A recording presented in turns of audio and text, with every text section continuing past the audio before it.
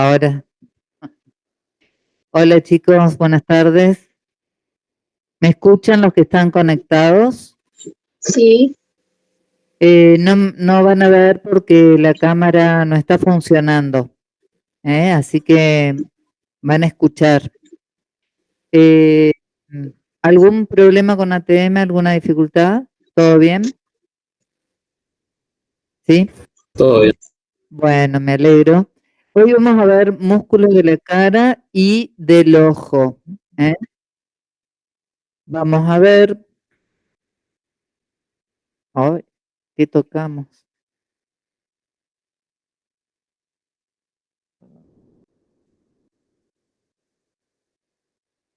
Las características que tienen los músculos de la cara. Recordarán que algo vimos en anatomía sobre los músculos faciales. ¿Qué características tienen estos músculos? Son músculos superficiales, son músculos que no movilizan ningún segmento esquelético, no movilizan huesos, pero la acción que tienen consiste en traccionar de la piel. Muchas veces se insertan en un hueso y el resto en la dermis y mueven la piel y por eso se los llamó siempre como músculos cutáneos. La inervación que reciben estos músculos está a cargo del séptimo par, que es el nervio facial. Seguramente alguna vez habrán escuchado o habrán visto algún caso o alguna persona con alguna parálisis facial. ¿Sí o no? En general, vieron que pierden la expresión de la cara y otras alteraciones. También se le dificulta el cierre del párpado, por lo cual tienen problemas oculares.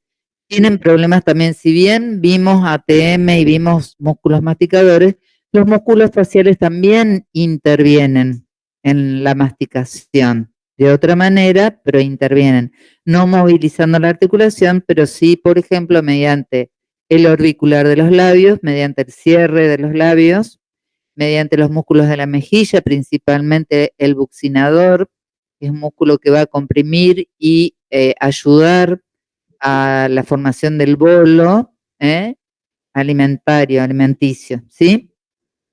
Bueno, la sensibilidad de la cara está a cargo del nervio trigémino, que es el quinto par craneal. Bueno, ¿cuál es la función principal?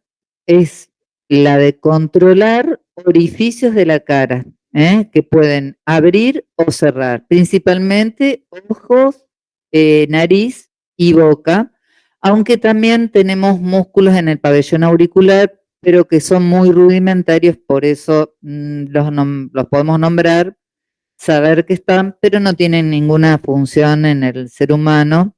Ustedes vieron que, por ejemplo, los perros que hacen o cualquier animal orientan el pabellón auricular para ubicar de dónde viene el sonido, cosa que el hombre no tiene. Y como segunda función es la de modificar la expresión facial reforzando el lenguaje de las palabras, y esto corresponde al lenguaje universal. ¿Por qué? Porque si yo me encuentro con una persona pero no conozco su idioma, por ejemplo con un chino o bueno, con un ruso, yo voy a saber si está triste o está alegre por la expresión de su rostro, que está dada por la acción de esos músculos faciales. Lo que es alegría, ustedes saben que cuando una persona sonríe seguramente porque triste no está, ¿no? O cuando está preocupada, siempre la gestualidad viene de la mano de estos músculos faciales. Bueno, estos músculos se van a ubicar, como decimos, alrededor de esos orificios, alrededor de los ojos, de las fosas nasales y alrededor de la boca.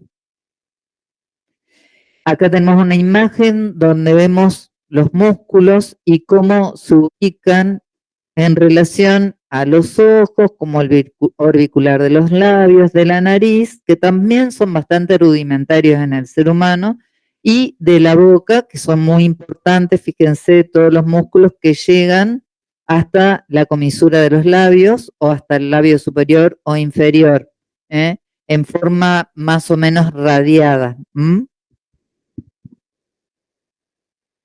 Bueno, dentro de los músculos de los ojos podemos encontrar el orbicular de los ojos, el elevador del párpado superior, que está nombrado aquí como músculo de los ojos, pero que por proximidad también se lo toma dentro de los músculos que mueven, o del el ojo, digamos, pero corresponde más a ubicarlo acá, o sea, que mueve el ojo, está como músculo del globo ocular, pero en realidad corresponde más acá porque lo que moviliza es el párpado superior, no el globo ocular.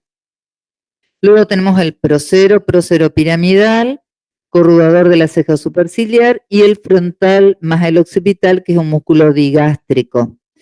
Vemos que la función, hablando de los ojos que tienen los párpados, justamente es proteger al globo ocular de todos aquellos cuerpos extraños, traumatismos, y también mantienen húmeda la córnea al extender las lágrimas. Aquella persona que tiene una parálisis facial y no puede cerrar correctamente el párpado, no puede proteger el globo ocular y generalmente le dan un parche o gotitas o que use anteojos como para protegerse. Bueno, acá tenemos dentro de esos músculos que nombramos el orbicular del ojo, que fíjense, tiene una porción palpebral y una porción orbitaria. Ahí. Bastante amplia. Luego tenemos en la otra imagen, en la de al lado, el músculo prócero que se encuentra en la raíz de la nariz y en la piel del entrecejo. Por eso vamos a ver que el orbicular del ojo, con su porción orbitaria, lo que hace es cerrar los párpados con firmeza, cuando apretamos, cerramos con fuerza. En cambio, la porción palpebral cierra suavemente los ojos. El prócer o piramidal que se encuentra en la raíz, ahí en el entrecejo, vamos a ver que forma arrugas transversales sobre el puente de la nariz, que uno de los ejemplos es la expresión de disgusto, olor feo, hay muchas otras expresiones donde se pone en actividad, no solamente en esta, es un ejemplo, es el disgusto, ¿no? Tenemos el corrugador de las cejas o superciliar, que vemos que se encuentra ubicado en el extremo interno del arco superciliar y llega hasta la mitad del arco orbitario aproximadamente. Y en la imagen que encontramos al lado vamos a encontrar el occipito frontal, que como les decía, es un músculo digástrico conformado por una porción frontal y una occipital unidas por una aponeurosis. Bueno, ¿qué van a hacer? ¿Cuál es la acción o la función de esos músculos? El superciliar o corrugador de las cejas, fíjense que produce, al contraerse, por supuesto hay uno de cada lado, ¿no es cierto?, produce arrugas en sentido vertical, como la de fruncir el entrecejo. Y el occipito frontal, al contraerse, lo que hace es producir arrugas transversales, horizontales en la frente. Hace esta expresión. ¿Por qué es importante todo esto? ¿Por qué estamos viendo estos músculos? ¿Qué les parece a ustedes? ¿Tiene algún sentido que nosotros estemos viendo esto? ¿Qué? ¿Cómo, profe? ¿Cómo preguntó? Yo preguntaba que, ¿qué les parece que por qué estamos viendo estos músculos? Si son importantes, si es importante que nosotros estemos viendo la función, la ubicación de estos músculos faciales. Y primero, ¿Sí? No, puedo estar equivocada, ¿no? Pero más allá de las expresiones, de que hacen a las expresiones faciales, también hacen a la movilidad de los ojos y a que podamos moverlos. El- sí, básicamente. Sí, y acá querías agregar algo más, así te escuchan.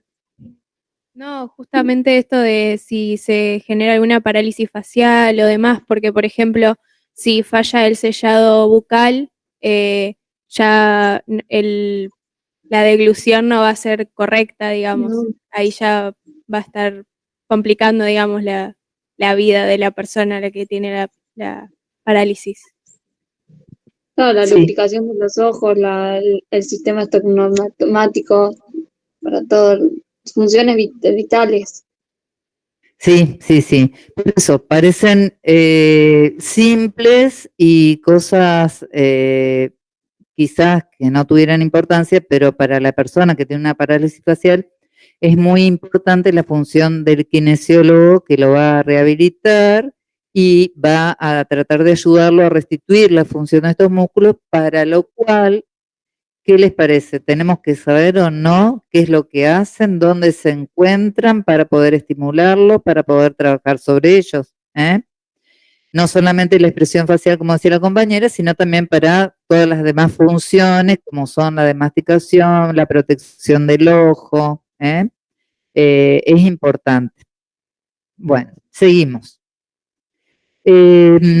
Esos dentro de los más importantes de los ojos, y ahora vamos a pasar a los músculos que se encuentran ubicados alrededor de las fosas nasales, que como dijimos también son más rudimentarios. Fíjense que en los animales, por ejemplo, es mucho más importante también porque usan la nariz y mueven la nariz, por ejemplo el elefante, el tapir, porque tienen otro significado para la supervivencia de ellos, ¿eh? En el caso del hombre, por ejemplo, tiene importancia cuando hay alguna dificultad respiratoria. Cuando hay alguna dificultad respiratoria, en general la persona va a tender a ensanchar las narinas, agrandar las fosas nasales porque va a necesitar mayor entrada de aire. Y ahí también intervienen estos músculos, ¿eh? Y puede ser un signo que nos esté indicando que hay algún problema respiratorio, si la persona no nos puede comunicar el poder ver la dilatación de las narinas, por ejemplo. ¿Mm? Entonces acá dentro de los músculos que se ubican en la fosa nasal encontramos principalmente músculos dilatadores, y los que vamos a nombrar ahora van a ser el nasal o transverso, que tiene dos porciones, una porción transversa y una alar, el elevador del labio superior y ala de la nariz, y el mirtiforme o depresor del tabique nasal. Bueno, principalmente en el hombre, bueno, es para ver algún signo o para también relacionarlo a la expresión facial, y de importancia, ¿no es cierto?, para lo que es el campo de la cirugía plástica, ¿eh? Bueno, el nasal, como dijimos, tiene dos fascículos, tiene dos porciones. La porción alar, fíjense que se encuentra rodeando las narinas, es esta parte inferior, que va del proceso frontal del maxilar superior y va a ubicarse de esta manera, y lo que va a hacer justamente es dilatar. La parte alar es dilatadora. Por otro lado tenemos una porción transversa que fíjense que se une sobre el dorso de la nariz al del lado opuesto, y lo que va a hacer es deprimir el tabique nasal. Y otro músculo pequeño acá que se llama mirtiforme, se origina también en el labio superior y se inserta en la parte superior en torno al tabique nasal, y también es depresor del tabique. Luego tenemos el elevador del labio superior y ala de la nariz, que es un músculo acintado, y fíjense dónde lo podemos ubicar. Se inserta también en la apófisis ascendente del maxilar superior. Vieron que algunos tienen alguna pequeña inserción ósea, pero luego se dirige hacia abajo y va hasta la piel de la parte posterior de la nariz y al labio superior. Bueno, ¿cuáles son las acciones? Fíjense que tenemos la porción nasal, la porción alar, perdón, que dilata las fosas nasales, y la porción transversa que estrecha las ventanas nasales en el segundo caso. Y el elevador del labio superior y ala de la nariz, que es el mirtiforme, fíjense que proyecta hacia adelante el labio superior y el ala de la nariz, lo lleva hacia adelante, lo que se puede llamar también eversión. Boca. Bueno, acá es donde encontramos la mayor cantidad de músculos, y vamos a ver que los labios y la forma y el grado de apertura de la boca son importantes para hablar con claridad, la forma en que movemos los labios y la boca. Varios músculos modifican la forma de la boca y los labios al hablar y intervienen en infinidad de actividades como ser cantar, silbar, emplear la mímica facial. La forma de la boca se controla mediante una serie de músculos que lo que van a hacer son, por una parte, elevar, retraer y evertir el labio superior. Quiere decir, lo eleva, lo desciende y lo lleva hacia adelante. Lo mismo pasa con el labio inferior, depresores, retractores y versores del labio inferior. Luego tenemos el orbicular de la boca, que es como un esfínter ubicado alrededor de la boca, y el buccinador, que es el músculo principal que se encuentra a nivel de la mejilla. Bueno, y en reposo los labios se hallan en suave contacto y los dientes están juntos. Bueno, ¿cuáles son estos músculos? Acá tenemos 9 músculos nombrados, pero van a ver que no es tan difícil ni es tan terrible. El orbicular de la boca, el elevador del ángulo de la boca o canino, cigomático mayor, menor, buccinador, risorio, y luego esos de arriba hacia abajo. Luego tenemos el depresor del ángulo de la boca o triangular de los labios, depresor del labio inferior o cuadrado de mentón, y el músculo mentoniano, que lo van a encontrar también como borla de la barba o del mentón, en la parte inferior. Van a por ahí ver en muchas partes la palabra modiolo, que es la forma en que se entrecruzan las fibras de varios de esos músculos que corresponden a la boca a nivel de la comisura de la boca. A eso se le llama modiolo. Por eso se los comento, principalmente los músculos, las fibras del buccinador, orbicular, depresor del ángulo de la boca y cigomático mayor, que son los que terminan a nivel del ángulo de la boca. Bueno, los primeros que tenemos son el orbicular de la boca y el elevador del ángulo de la boca, también llamado canino. ¿Por qué será? Porque justamente tiene que ver ahí en la segunda imagen con su inserción en la fosa canina y va hacia la comisura de los labios. Y el orbicular, como vemos, es un músculo complejo que tiene múltiples capas, se inserta en la dermis del labio superior e inferior y se divide en dos partes, periférica y marginal. Lo rodea. Cierra el orificio bucal, muy importante. Fíjense, bueno, el orbicular de la boca se puede utilizar para impulsar los labios hacia adelante, como la acción de silbar, de besar. Y el canino produce la elevación justamente del labio superior sin elevar la comisura labial. Por ejemplo, una sonrisa despectiva. Hacemos, subimos de un lado. Hay que practicar ustedes frente a un espejo porque después al paciente le tienen que enseñar qué es lo que pueden hacer y qué es lo que tendrían que practicar. Así que es bueno practicar las acciones de los músculos adelante de un espejo. Los cigomáticos, mayor y menor. es fácil, recuerdan qué es el hueso cigomático, se le llama al pómulo o malar, se los llama cigomático, es decir, que vienen los dos de la región cigomática o del malar. El cigomático mayor, vamos a ver que es un músculo que está ubicado lateralmente al cigomático menor, que vienen los dos desde el pómulo, y el cigomático mayor va hasta el ángulo de la boca, en cambio el cigomático menor llega hasta el labio superior. Pero los dos tienen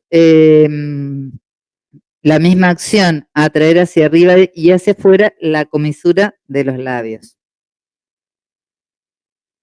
Es similar, llevan las comisuras labiales hacia arriba y hacia afuera y el movimiento correspondería a la sonrisa. La sonrisa combina la acción de varios músculos, de estos que se encuentran alrededor de la boca, alrededor de los ojos.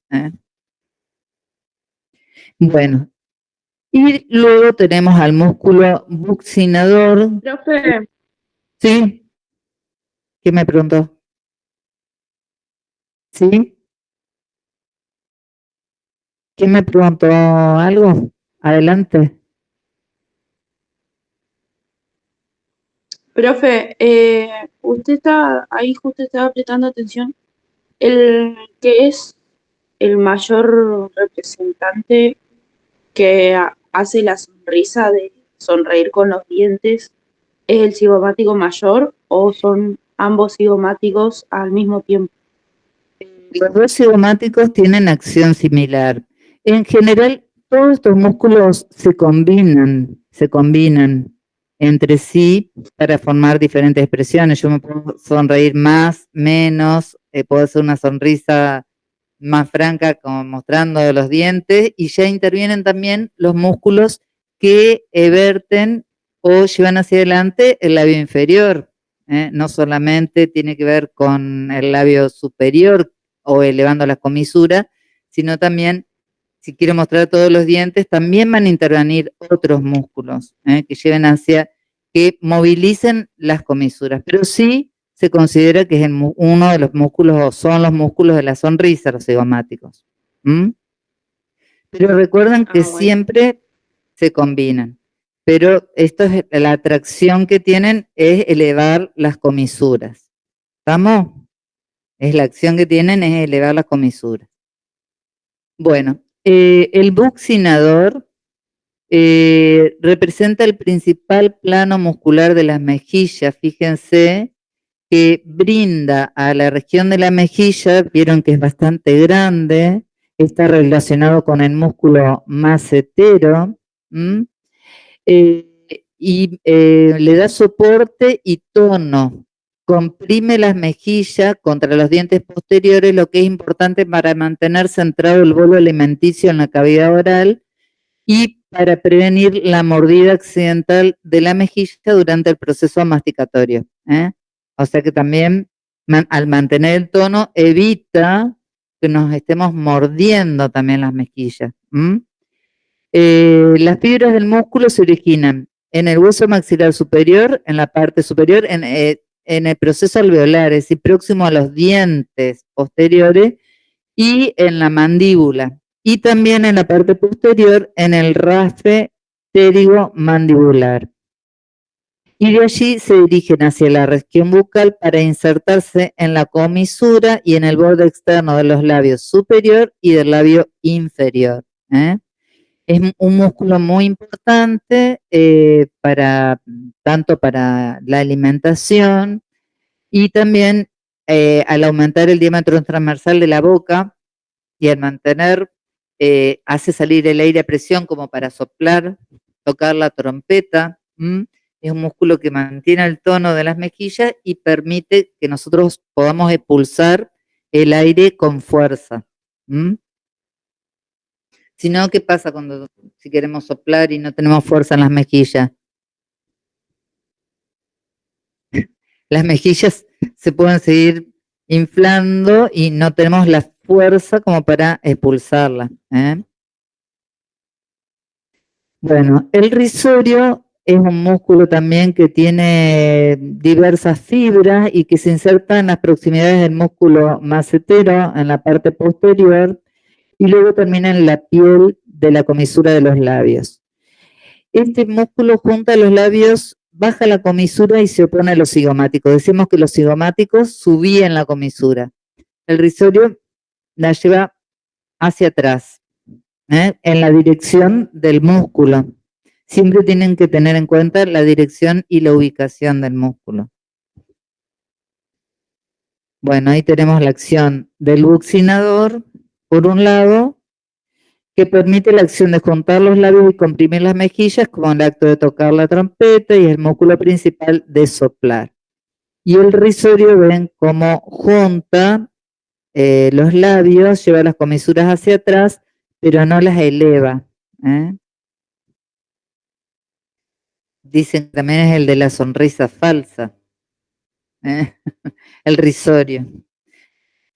Bueno, y después tenemos el depresor ya, o sea, fuimos haciendo el recorrido por la parte superior en torno a la boca y vamos a irnos hacia abajo al depresor del ángulo de la boca y depresor del labio inferior. El depresor del ángulo de la boca se llama también triangular y va desde la línea oblicua de la mandíbula a la comisura.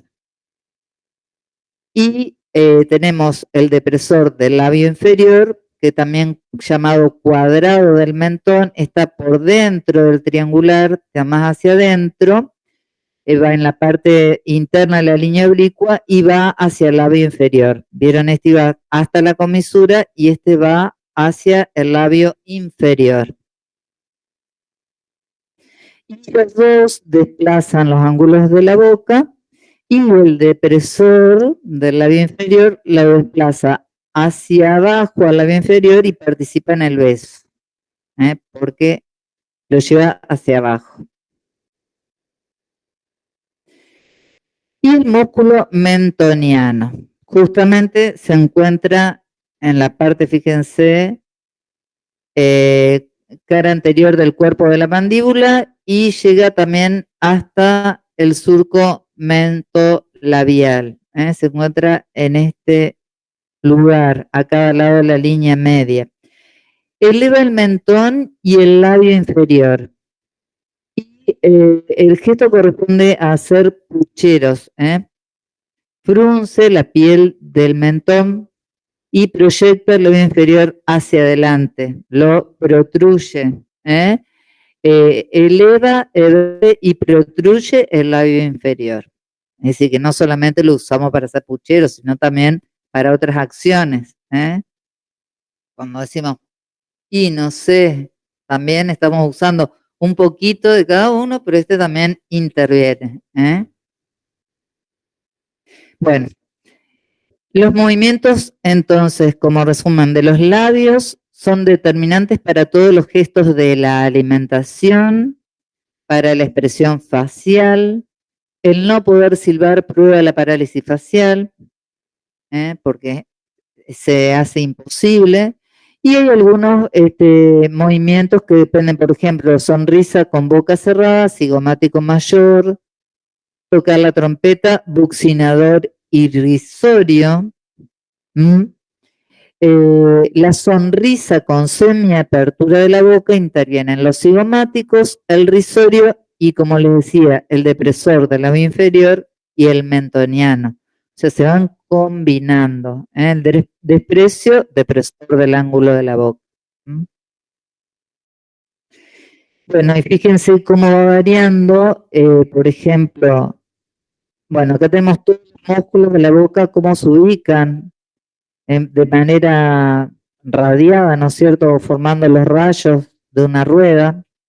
Y vamos a ver cómo la boca va a variar su forma y su tamaño y va haciendo participar diferentes músculos, por ejemplo, las vocales, la A y la I, la boca va a estar más entreabierta. Para las vocales la I, la O, la U, la boca se va cerrando y van participando otros músculos. Y acá en esta imagen es donde se entrecruzarían las inserciones musculares formando lo que se llama el modiolo. ¿Mm? Estamos, y ahí es como el ejemplo que da Capaggi de que este individuo estaría silbando, por ejemplo, y con un ojo cerrado, que podría estar guiñando un ojo y silbando. Bueno, otra imagen donde podemos ver, después de que ustedes repasen los músculos, pueden reconocerlos en esta imagen donde están todos los musculitos que a primera vista parecen un montón, pero no son tan terribles, ¿o sí?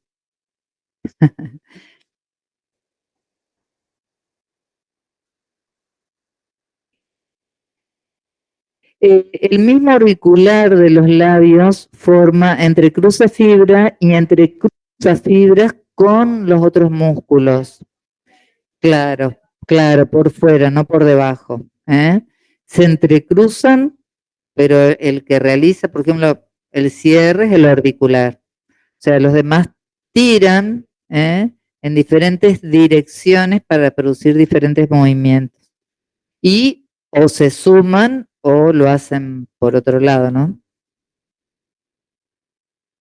Ahí tenemos una vista de perfil y ahí tenemos una oreja donde pueden ver también músculos, que son los músculos auriculares, que existen, sí, pero que carecen realmente de función en el hombre. Bueno, y este músculo, no sé si algunos pueden mover así el cuero cabelludo, también lo hace el occipito frontal. ¿Alguno lo puede hacer? Mover un poco ahí. Se puede mover el cuero cabelludo también.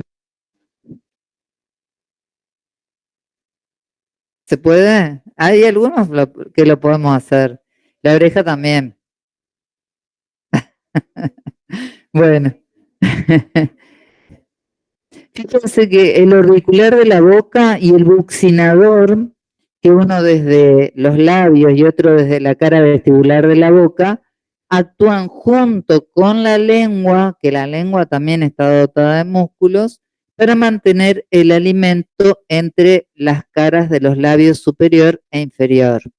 O sea, el auricular y el buccinador son muy importantes entonces para la alimentación junto con la lengua. Bueno, y lo demás era que les decía que muchos músculos dilatadores divergen desde los labios y ángulos de la boca, era lo que hablamos recién, retraen los distintos bordes de la hendidura bucal, ya sea de forma colectiva, en grupo o de manera individual, durante la masticación para evitar que se acumule el alimento también en el vestíbulo de la boca. O sea que intervienen ayudando a la masticación. Ahora ustedes cuando vayan a comer la merienda o algo, piensen cuando están masticando que no solo se mueven los masticadores, sino que también intervienen muchos de estos músculos faciales. Ahí tenemos músculos en diferentes expresiones que lo van a tener y van a poder imitar, a ver, y van a tener la acción del músculo representado. Y bueno, por último, bueno, les traje una idea de lo que la parálisis facial puede provocar, porque imagínense que todos estos músculos de los que hablamos están inervados por el nervio facial o séptimo par, entonces todos los trastornos, ¿no es cierto?, que trae una parálisis de este nervio. Bueno, vamos a hablar un poco del lobo ocular, principalmente hacer énfasis en la acción de los músculos que encontramos en el ojo.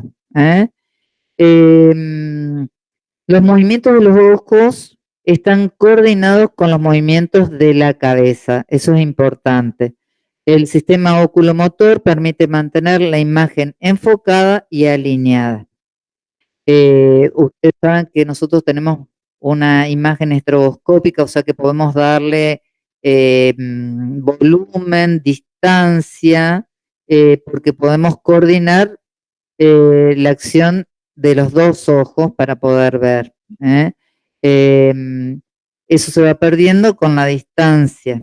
Tenemos una, digamos, una proyección hasta un determinado punto donde dejamos de percibir relieves, sino que vemos solo en una sola imagen más bien plana. Eso es lo importante que tenemos y la relación que tiene con el sistema nervioso. Porque el movimiento, lo que vamos a ver es el movimiento del globo ocular en realidad y qué músculos utiliza el globo ocular para los distintos movimientos.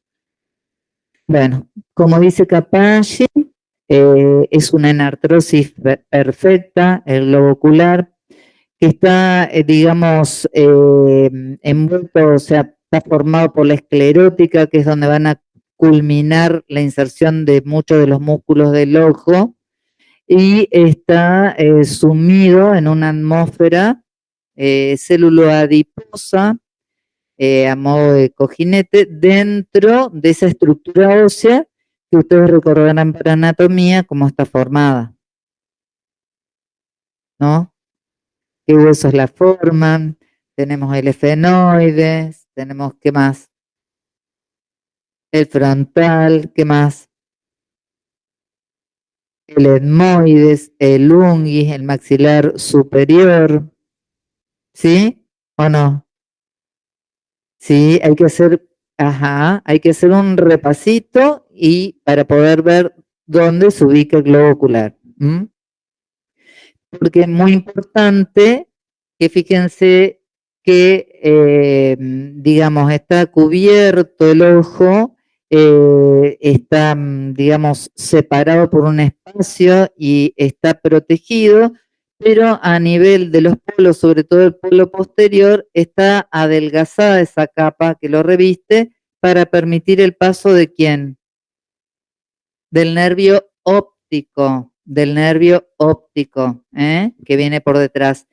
Que el nervio óptico no es el que le va a dar inervación a los músculos del ojo, que mueven el ojo, sino que sí el nervio óptico va a tener que ver con la visión directamente, con otras estructuras del ojo que nosotros no vamos a ver acá, ¿sí? Bueno, ese globo ocular está suspendido también por tractos fibrosos que van a ser que emanan de los músculos oculares que sí están en relación con ese globo ocular, que son en la parte superior el recto superior, en la parte inferior el recto inferior, en la parte lateral el recto lateral y en la parte medial el recto medial. Y también tenemos otros músculos que son el oblicuo superior, que se va a insertar en la zona lateral de la esclerótica, pero fíjense que va a tener una polea de reflexión hacia la parte interna y se va a dirigir después posteriormente. Y otro músculo que se encuentra por debajo, en el piso de la órbita, que es el oblicuo menor, oblicuo inferior, y que va a terminar también en la región lateral de la esclerótica. Esos son los músculos que encontramos en esa zona. Y está perfectamente protegido por las paredes de la órbita, la pared ósea, por los párpados y por la conjuntiva. Bueno, vamos a ver qué movimientos tiene el ojo. Fíjense que cada globo orbitario, si nosotros vemos en la imagen superior, está dirigido hacia adelante, digamos, cuando tenemos lo que llamamos mirada primaria, donde tenemos una visión hacia adelante, anterior, con los dos ojos mirando hacia el frente. En ese caso, fíjense que el globo ocular va a estar dirigido anteriormente, pero el eje orbitario que sería este, está dado por una línea que pasa por el vértice de la órbita ósea, es decir, por el conducto óptico, por donde sale el nervio óptico, que era entre quién y quién, a la mayor y a la menor del efenoide, en el fondo de la órbita, y se dirige hacia el centro de la abertura de la órbita, hacia la parte media. Es decir, que no es el mismo eje, este eje, que es el eje de la visión anterior, ¿no? De la mirada primaria, que el eje orbitario. Estos dos ejes van a formar un ángulo que va a ser de 23 grados. ¿A qué viene esto? A que los músculos del ojo también se insertan, van a venir desde la parte posterior de la órbita, próximo al agujero óptico, en lo que se llama anillo de zinc. Entonces, no van a tener una dirección como el globo ocular, sino que van a tener una dirección más próxima hacia ese eje orbitario. ¿Y qué es lo que va a producir esto? Que un músculo no tenga una acción tan directa como parece. Es decir, si yo tengo el recto, por ejemplo, superior, va a ir desde esta zona hasta el globo ocular, ¿no? Hasta el globo ocular, la parte superior. Pero va a tener una dirección también, fíjense que no va a ser recto hacia adelante, sino va a tener una dirección oblicua, ligeramente oblicua. Entonces, al contraerse, por ahí va a tener también algunas acciones secundarias. No solamente, si hablamos de recto superior, va a mirar hacia arriba, sino que va a mirar también, ya vamos a ver. ¿Se entiende eso? La dirección del músculo tiene que ver también con el eje orbitario.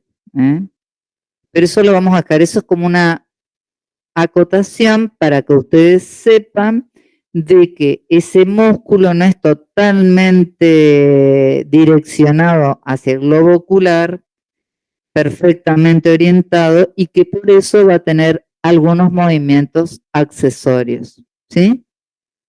¿Se entiende? Bueno. Fíjense entonces, tenemos movimientos de elevación hacia arriba, de depresión hacia abajo del globo ocular. Esto es lateral, y si voy hacia lateral voy a tener un movimiento de abducción, y si voy hacia medial, de aducción. Y también, como dice Capanghi, que es una enartrosis perfecta, va a tener un movimiento de rotación externa y un movimiento de rotación interna. O sea, va a tener un pequeño giro. ¿Sí?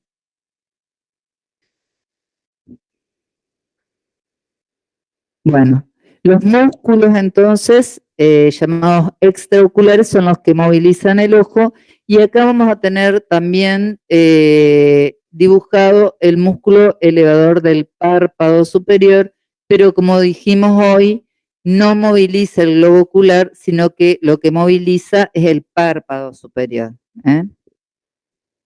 Es decir que son 7 músculos contando el elevador del párpado superior, que está incluido. Bueno, acá vamos a hablar de lo que se llama posición primaria de la mirada, que es la posición que adoptan los ojos al mirar derecho al frente hacia el infinito. Bueno, si miramos, si el ojo, el movimiento del globo ocular va hacia adentro, hablamos de aducción. Si miramos hacia afuera, se llama abducción. Fíjense que si yo muevo un ojo hacia la aducción, ¿el otro ojo va a hacer aducción también? No, hace abducción. Quiere decir que hay una sincronización perfecta, pero que está a cargo del sistema nervioso y que es refleja y automática. Luego tenemos que la elevación es el movimiento hacia arriba, la depresión es el movimiento hacia abajo, la convergencia es el movimiento mediante el cual los ojos se dirigen hacia adentro, y la divergencia cuando se dirigen hacia afuera. ¿Perdón? Disculpe. Sí. ¿La convergencia es cuando intentamos mirarnos la punta de la nariz? Por ejemplo, esa es la convergencia, sí. Y tenemos convergencia y divergencia como movimientos normales del ojo, también. Fíjense, si yo miro, ustedes que me están mirando, yo miro la botella, tenemos convergencia, y si yo veo esto, divergen, convergencia, y si yo miro más lejos voy a tener divergencia. Si yo aproximo al objeto voy a tener más convergencia. Siempre cuando los ojos se dicen que van hacia derecha o izquierda, la mirada lateral, ¿no? O hacia arriba o hacia abajo, la mirada es vertical, o derecha, izquierda, o arriba o abajo. Ahí tenemos también un grafiquito, vamos a pasar. Y en el individuo normal, la convergencia de los ejes de cada ojo está automáticamente regulada, que decimos, por el sistema nervioso y la contracción de los músculos recto, medial y lateral, que son los que llevan el ojo en aducción y en abducción. La deficiencia de la regulación de la convergencia se llama estrabismo, que puede ser interna o externa. Puede ser de un ojo, que es lo más frecuente, y puede ser que la alteración tenga un origen neurológico o muscular, que por ejemplo uno de los rectos sea demasiado corto o largo, y lleve un ojo más hacia adentro o afuera que el otro. ¿Se entiende eso? Bueno, acá tenemos unas vistas de los músculos otra vez, fíjense cómo están ubicados. Los rectos, esta es una vista, dice ojo derecho, vista desde la sien derecha, entonces tenemos el recto externo, el recto interno, el recto superior, el recto inferior, el oblicuo inferior, que va a realizar su inserción en la esclerótica entre el recto externo y el recto inferior, y el oblicuo superior, que viene también desde la parte medial del fondo de la órbita, cambia de dirección a través de una polea ósea y se ubica también en la esclerótica entre el recto superior y el recto externo.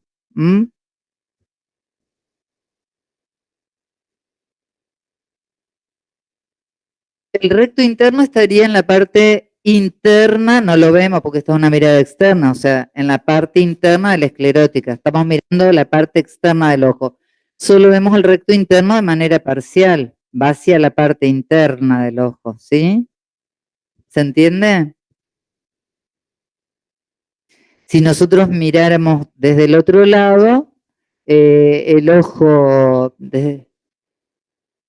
Y en el otro tenemos recto superior y acá tenemos... tenemos recto interno, perdón, es una vista. A ver, no, pero acá está mal. Esto está marcando los mismos.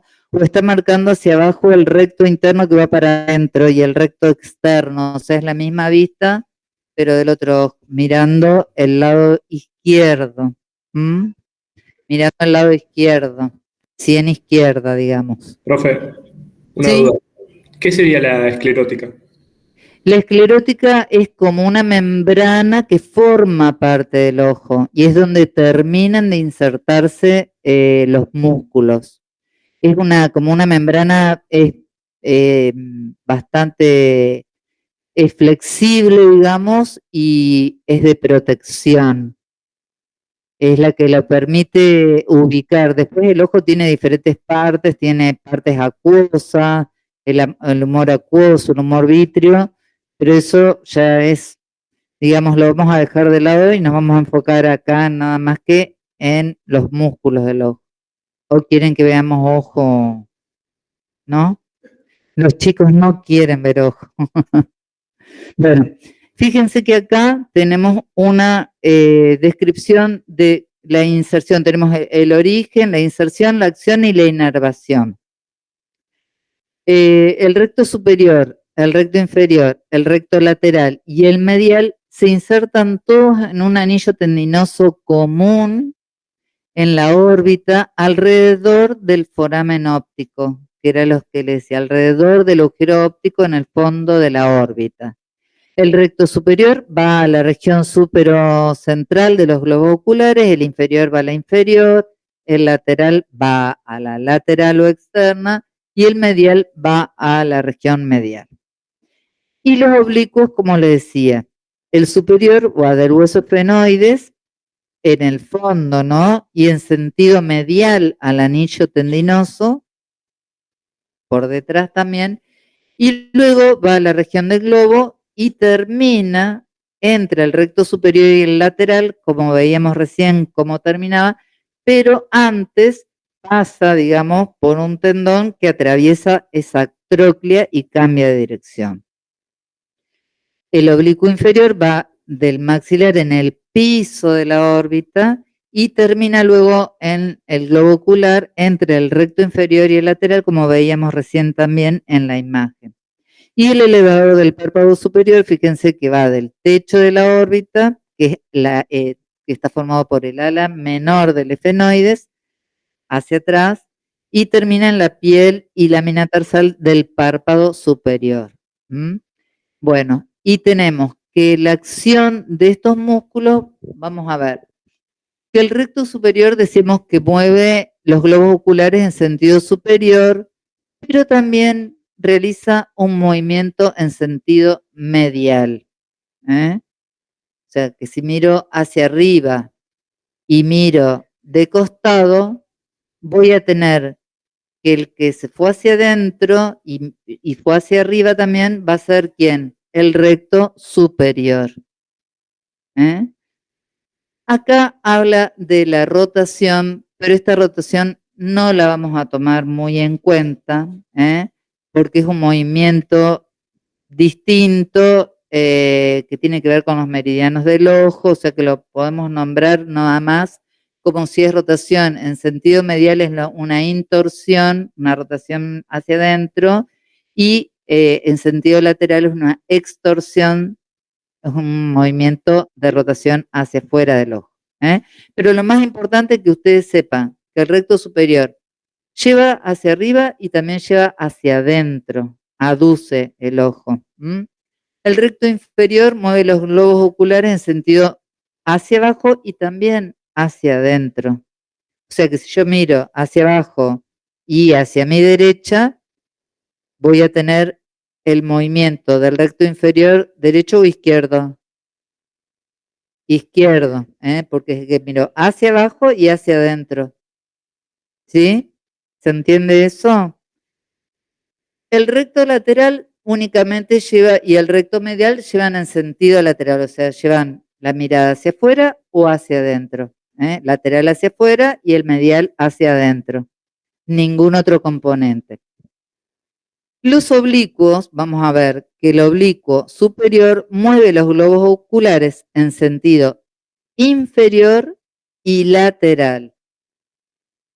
Eso es lo importante. El oblicuo superior va a mover el ojo hacia abajo en depresión y hacia afuera. Es decir, que entonces cuando yo miro hacia abajo y hacia afuera, ¿qué músculos del lado de mi ojo derecho muevo y qué músculos de mi ojo izquierdo muevo?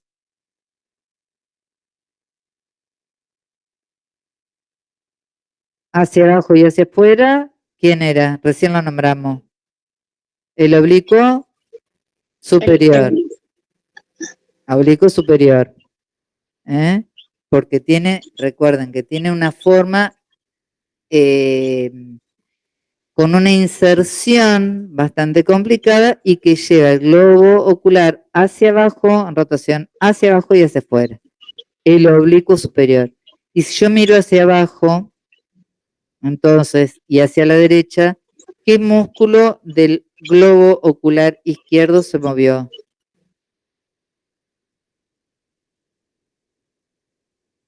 El recto inferior, porque lleva hacia abajo y hacia adentro. Lleva hacia abajo y hacia adentro. Y si yo miro directamente hacia abajo, los rectos inferiores. Los rectos inferiores. Pero ahora vemos que el oblicuo superior puede resultar como sinergista para la mirada hacia abajo, porque también lo lleva hacia abajo. ¿Sí? ¿O no? Como sinergista. ¿Estamos? Luego tenemos el oblicuo inferior que va a mover los globos oculares en sentido superior y lateral. Entonces yo si miro hacia arriba y hacia la derecha, ¿quién se va a mover? De mi ojo derecho. ¿El oblicuo inferior? El oblicuo inferior derecho y en el ojo izquierdo, en el recto superior, que producía la elevación y la abducción. Esos son los movimientos que ustedes tienen que saber y cómo combinarlos. ¿Estamos?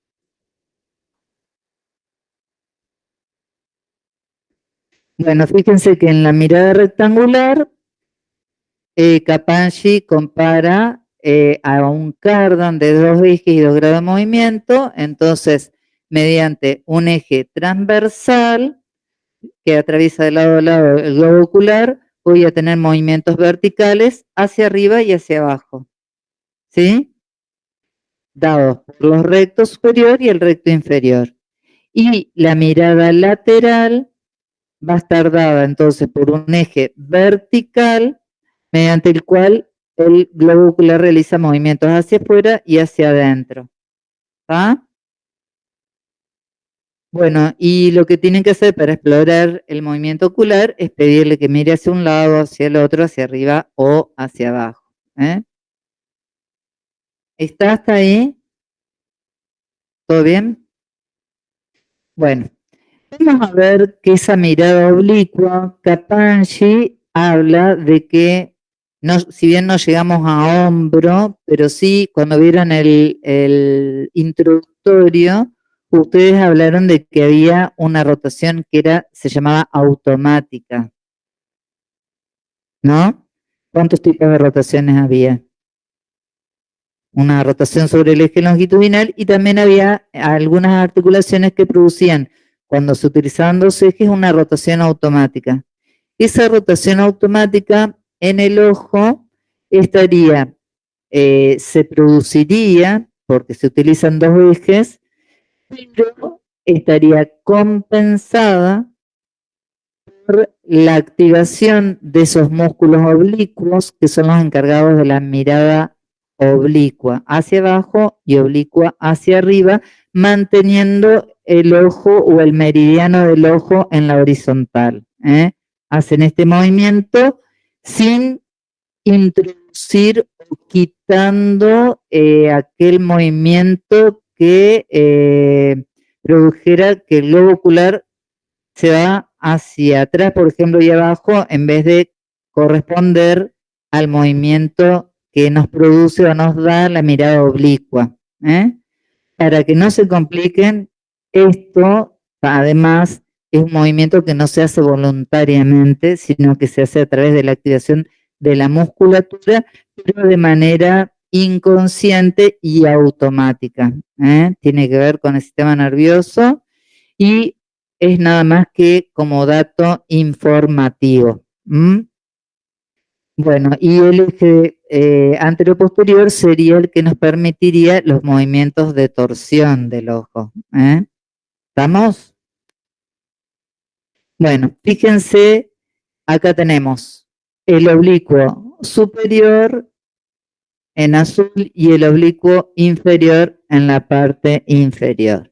Y acá estarían la acción del oblicuo superior, a ver si tapo ahí, que decíamos que lo que hacía era una abducción, que es la flechita azul, y una depresión. Lleva el ojo ahí, oblicuo hacia afuera, y produce una intorsión, ven la flechita, es decir, una rotación medial para que se produzca ese movimiento. Hace esto que se llama rotación o intorsión, rotación medial, para llevar el globo ocular hacia abajo y hacia afuera.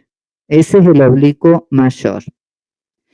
Y el oblicuo menor, fíjense que lo que va a producir es elevación, que es la flecha verde, y abducción, es decir, que lleva el ojo hacia la abducción y elevación, y produce, fíjense, en la flechita que va a producir una rotación lateral o extorsión.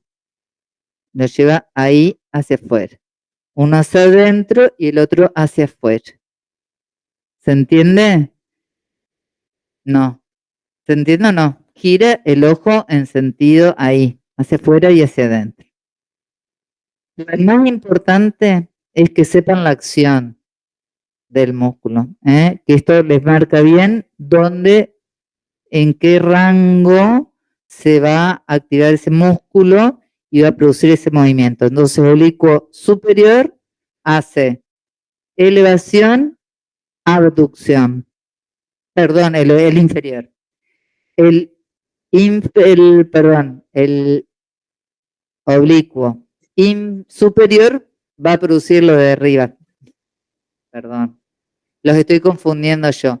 Oblicuo superior va a mirar hacia abajo y hacia afuera. Y el oblicuo inferior hacia arriba y hacia afuera. ¿Sí? Juego palabras. Profe, otra vez. El oblicuo inferior va a producir el movimiento superior y de abducción, hacia arriba y hacia afuera. Y el oblicuo, lo dije al revés, dije superior, Sí. superiores hacia abajo, inferiores hacia arriba, es al revés. Inferiores hacia arriba y afuera, superiores hacia abajo y afuera. Entonces, así, yo puse oblicuo superior, Sí. abajo y afuera como Sí, una abducción, Sí, y el inferior es arriba y afuera, exacto. medio como una aducción, no. No, No, porque los es dos como otra. hacen abducción, los Los dos dos hacen llevan el ojo abducción. hacia afuera, pero el oblicuo inferior lo lleva hacia arriba y el oblicuo superior hacia abajo, Los dos hacen abducción, Ok. el inferior hacia arriba y el superior hacia abajo, ¿se entiende? Sí, ahí entendí. Bueno, fíjense que tienen ahí las marquitas, este power lo van a tener, así que tienen bien marcados los movimientos que realiza con colorcito, pero que ubiquen cómo se mueve el globo ocular. El inferior hacia arriba, el superior hacia abajo. ¿Para qué se usa el superior? Cuando tengo que bajar escaleras, como mnemotecnia va el superior hacia abajo. ¿Estamos? Bueno, entre los músculos, fíjense que se usa, ahí tenemos no solamente el oblicuo superior y el oblicuo inferior, sino que en el otro ojo va a ir acompañado del movimiento de otro músculo. Ahora vamos a ver. Acá tenemos un cuadrito donde en el medio, fíjense, tenemos la posición primaria, que es la mirada al frente, en la horizontal, y luego tenemos, si miramos hacia arriba, en la elevación teníamos el recto superior, y además sabemos que el oblicuo inferior lleva hacia arriba el ojo. ¿Están de acuerdo? Lleva hacia arriba y lleva hacia afuera, pero también lleva hacia arriba. Y si nosotros miramos hacia abajo, ¿qué tenemos? El recto inferior es el principal, la mirada recta hacia abajo, y el oblicuo superior también lo lleva hacia abajo, con la diferencia que también lo lleva hacia afuera, pero tiene la acción de llevar la mirada hacia abajo. Y fíjense que acá tenemos la mirada hacia arriba y hacia la derecha, como hablamos hoy. ¿Quién se contrae? El oblicuo inferior derecho y el recto superior izquierdo, porque los rectos, ¿qué hacían? Aducían el superior y el inferior, a diferencia de los oblicuos que abducen los rectos. El superior eleva, lleva hacia arriba el globo ocular, pero también tiene un componente de aducción. Y el recto inferior lleva hacia abajo y tiene un componente de aducción. ¿Se entiende? ¿Se entendió, chicos, eso? por ejemplo, cuando llevamos la mirada hacia la izquierda, tenemos el recto lateral izquierdo y el recto medial derecho, porque los dos ojos van hacia el mismo lado. ¿Sí? Si no, habría un estrabismo, ¿no es cierto? Bueno, lo mismo pasa para el otro lado. Y fíjense, muy importante, y que todavía no les había dicho, aunque lo tienen en el cuadrito donde tienen las inserciones musculares, es la inervación de estos músculos. Estos músculos están inervados por los pares craneales, el motor ocular común para la mayoría de los músculos del ojo y el nervio troclear o cuarto par. ¿Para qué músculo? Únicamente para el oblicuo superior. Y luego tenemos el nervio abducens o sexto par, también llamado patético, que ¿para qué músculo es? Para el recto lateral. ¿Estamos? Eso es importante. Cuando hay alguna parálisis de estos músculos, también tenemos que ese músculo no va a funcionar, y vamos a tener alteraciones. Bueno, es todo. ¿Alguna pregunta?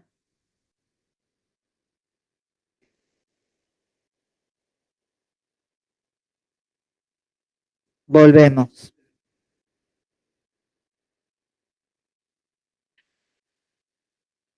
Es en la mitad rectangular, es la posición primaria. A partir de ahí, tenemos para arriba, para abajo, ¿sí? Sí.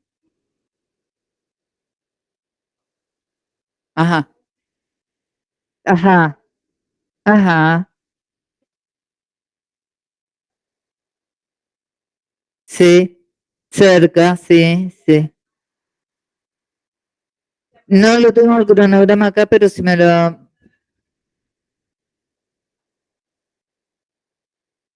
Y sí, sí, sí, sí, sí. Profe, No, siempre hubo clase todas las semanas. Va a haber clase normal la semana anterior, porque seguramente, chicos, piensen que ahora las materias biomecánica 1 y biomecánica 2 son cuatrimestrales. Estamos hablando del parcial, chicos, y son 2 parciales por cada materia, y antes teníamos 3 parciales en toda la materia. ¿Qué cambia? En que hay menos tiempos o semanas de clases. Es por eso que la semana anterior se da clases normal, y fíjense que vayan pensando que el parcial va a ser en los días de teórico. Ese martes de esa semana va a haber parcial. El parcial seguro va a ser modalidad escrita, multiple choice, así que ya teniendo el cronograma, ustedes saben que esa semana y en general en los días de teórico se toma el parcial, y entran todos los temas dados hasta el momento, ¿sí? Porque no nos queda mucho tiempo para movernos ni para dejar la semana siguiente, exactamente. A la semana siguiente es el recuperatorio, y esa semana, para los que aprobaron, no van a tener clase, no hay clase. La semana de recuperatorio es solo de recuperatorio, es ahí donde no hay clase. La semana de parcial tampoco. Por eso, la semana anterior, sí. La posterior y recuperatorio, y la siguiente ya se sigue con los temas. Sí, sí, sí. Quedaría una clase, y por eso, vayan estudiando, chicos.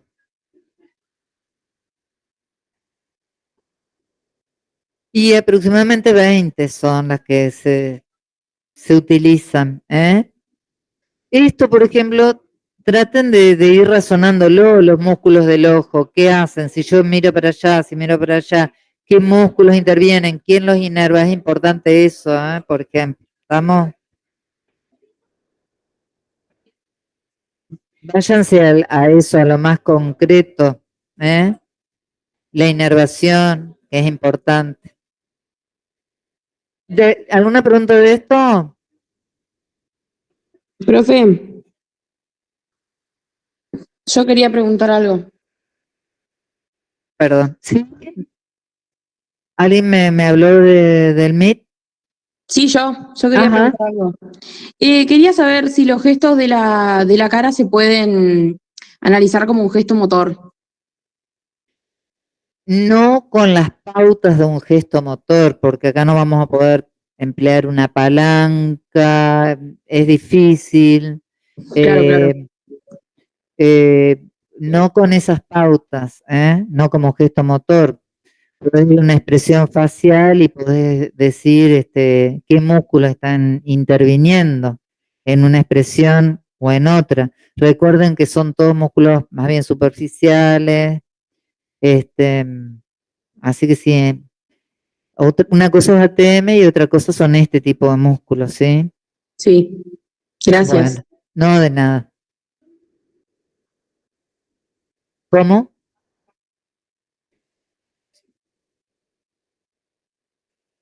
Sí, eso está todo en el cuadrito que también, esto se los voy a dejar para que ustedes lo lean también y lo tengan de referencia, ¿sí?